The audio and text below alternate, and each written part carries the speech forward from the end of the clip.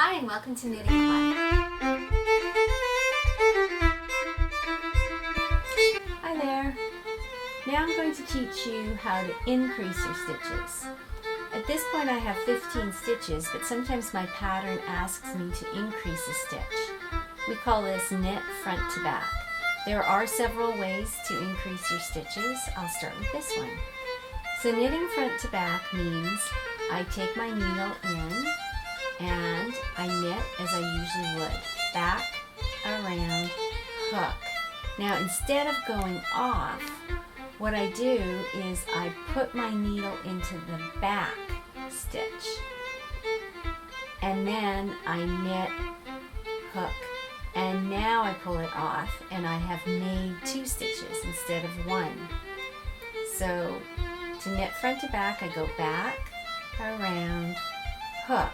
I don't slide it off.